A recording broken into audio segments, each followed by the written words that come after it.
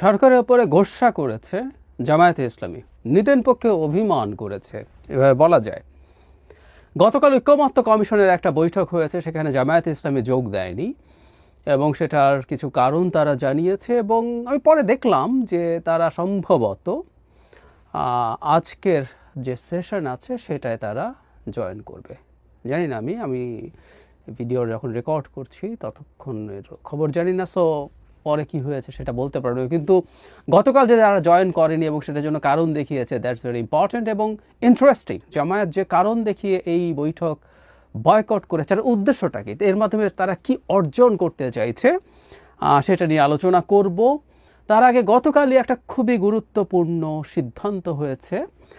আমি খুব স্পষ্ট নই এখন পর্যন্ত যে শতভাগ সিদ্ধান্ত হয়েছে কিনা।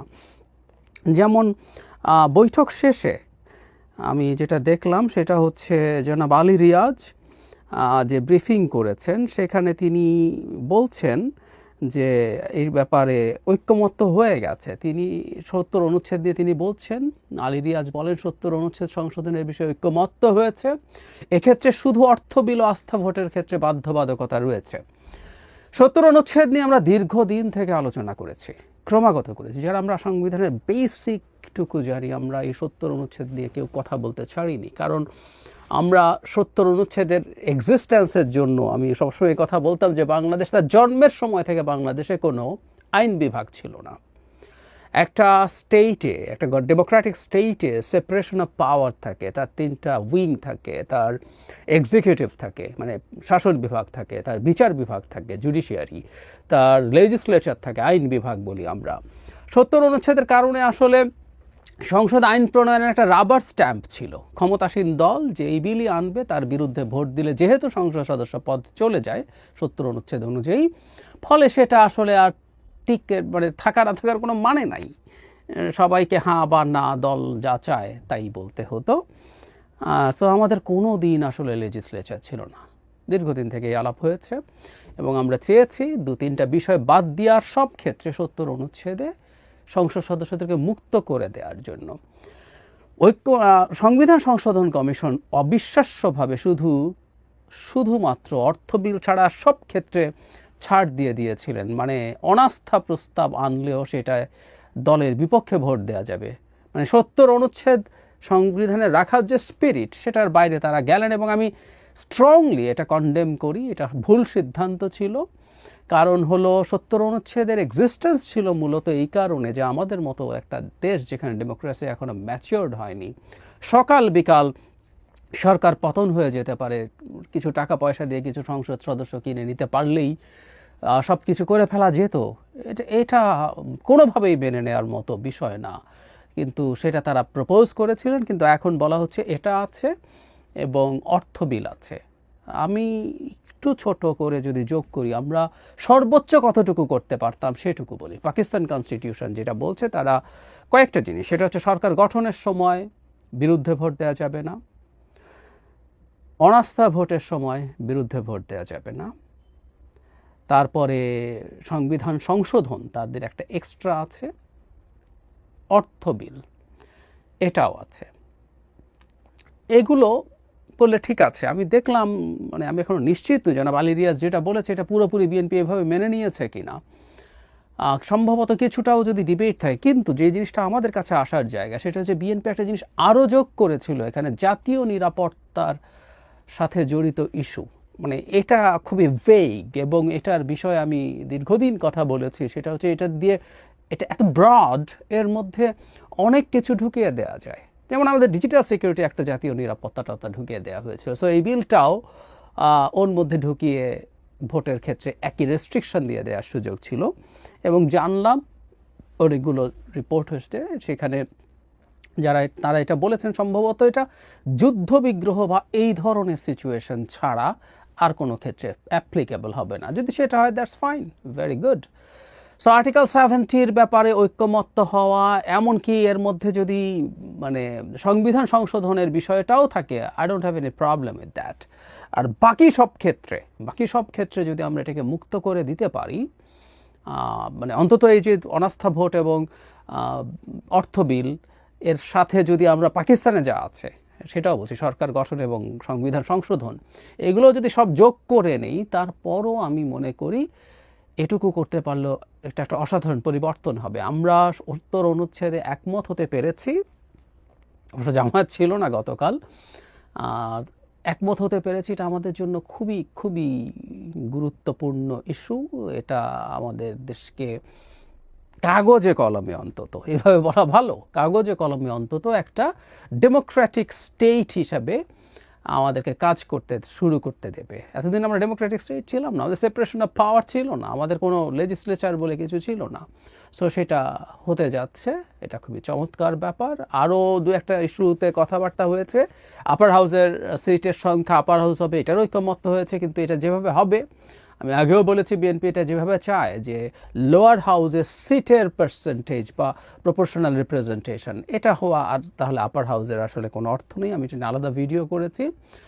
রাদার আমরা যে আলাপটা করছি যে পপুলার ভোটে যত পার্সেন্ট ভোট পাবে ইলেকশনে তার প্রপোর্শনাল রিপ্রেজেন্টেশন অনুযায়ী হবে, এটা হলে আমাদের আসলে আর মেজর কোনো কিছু থাকে না।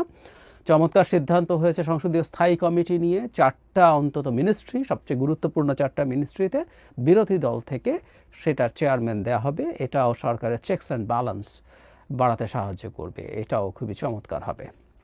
আমরা আশা করি আরও কিছু সংস্কার এর ব্যাপারে সবগুলো দল একমত হবে, কিন্তু এই কথাটা বারবার বলছি, ঘাট ধরে কোনো চাপিয়ে দেওয়ার কিছু নেই, সংস্কার মেনে নিতে হবে। এবং আমি আশা করি ৭০ অনুচ্ছেদের ইস্যুতে জামায়াত সংসদে ছিল না, ৭০ অনুচ্ছেদ দিয়ে জামায়াত তার অবস্থান পরিবর্তন করেছে, তাদের কিন্তু অনেক প্রাথমিক অবস্থায় তারা ৭০ অনুচ্ছেদে কোনো পরিবর্তন চায়নি, এখন তারা অনেকটা কমপ্লাই করছে, এবং আমি ধারণা করি জামায়াত দ্বিমত করবে না এই ইস্যুতে।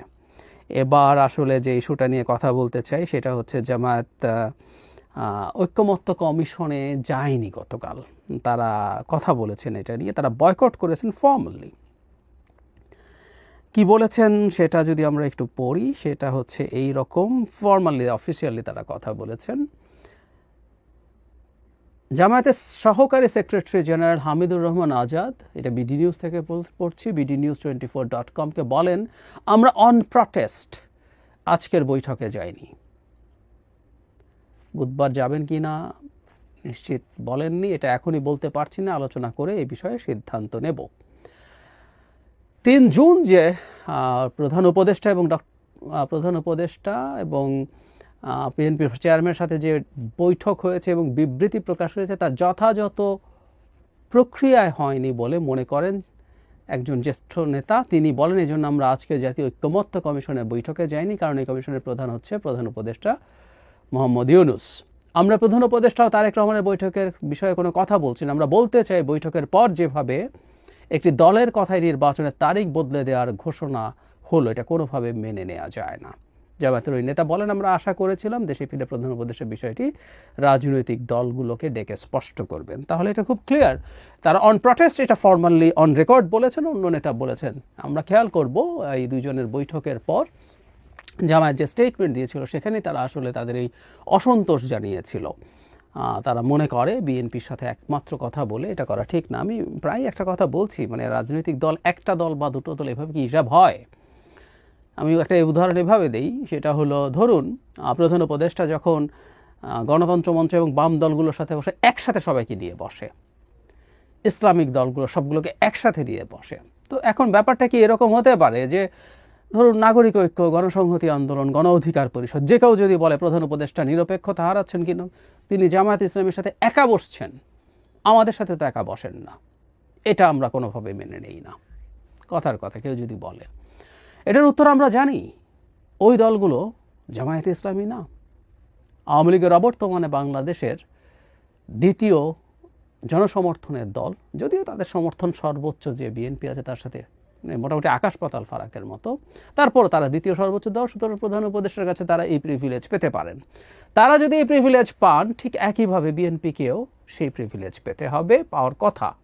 এটাই নিয়ম। এবং এই পলিটিক্যাল ল্যান্ডস্কেপে যেসব পলিটিক্যাল পার্টিজ আছে প্রত্যেকেরই কম বেশি গুরুত্ব আছে, কিন্তু যে সংখ্যায় যে সবচেয়ে বেশি শক্তিশালী এবং একটা নির্বাচনে যে জিতে যাবে বলে সবাই বিশ্বাস করে। মজার ব্যাপার, বিএনপির সমালোচনাও যারা করে তারা বলেন বিএনপি ক্ষমতায় গিয়ে লুটপাটের জন্য তাড়াতাড়ি নির্বাচন চায়। তার মানে তারাও মনে করে নির্বাচন হলে বিএনপি ক্ষমতায় যাবে। সো দলটা বিএনপি ক্ষমতায় যাওয়াটা এতটাই নিশ্চিতের মতো ব্যাপার, সেই দলের সাথে আলোচনা করেই আসলে বাংলাদেশের নির্বাচনের ডেট ফাইনাল হবে। আর ফেব্রুয়ারি ডেট নিয়ে তো জামায়াতের ক্ষোভ থাকার কথা না।